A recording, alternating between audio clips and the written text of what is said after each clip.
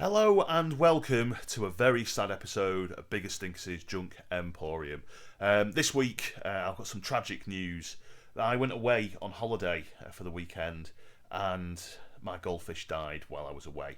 Now the coroner's report's inconclusive. Some suspect it's poison, others suspect it's old age, others suspect that he's just been overeating.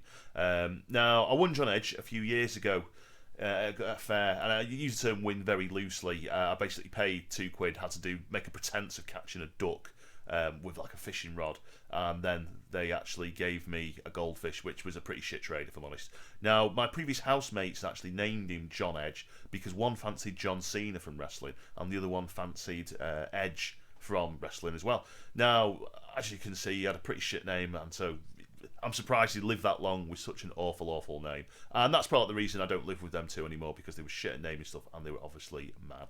Now, there was a lovely service held for John in the downstairs toilet, as per his wishes. Only I attended, though, because he wanted a small thing.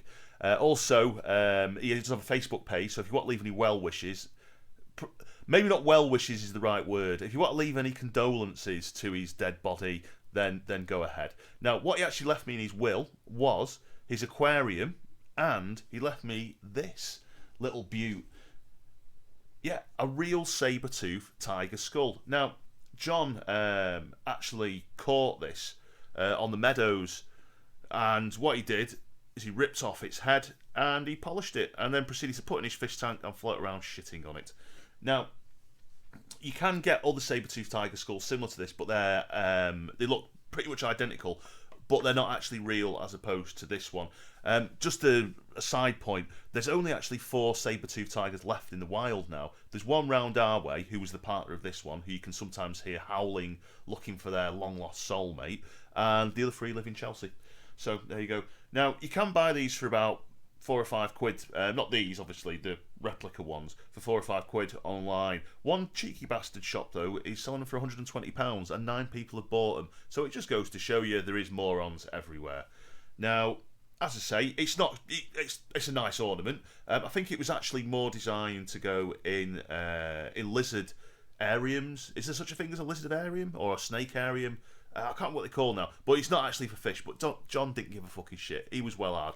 I'll tell you what else he used to do, the annoying little bastard, is he used to fucking spit stones while you're trying to watch TV, so you just hear, he used to think, what's that? It's the fucking fish eating stones for whatever reason. He used to get fed. And then he used to like gob water out the top of his tank as well. To be quite honest, I'll miss him, but he was a fucking ball bag at the end of the day. Now, back to the saber-tooth tiger skull. It has other uses. You can go like this with it, raw, etc. You can use it as a weapon against burglars, either to hack at them like that, or just launch it at their heads.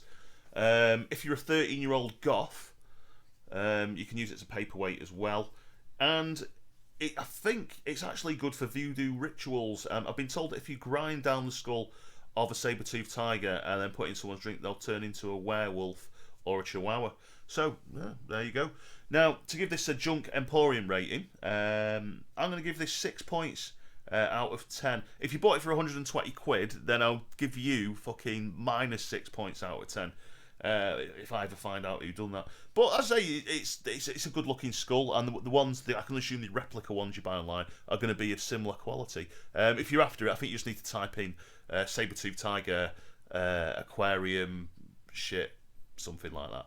But I say it's still a nice piece, and it'll be going in my collection of junk.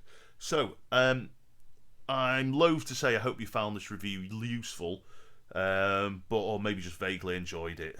It's, again, probably the most I can hope for, or at least not desubscribe from the channel. But anyway, I've been Biggest Stinkers, and I will smell you later.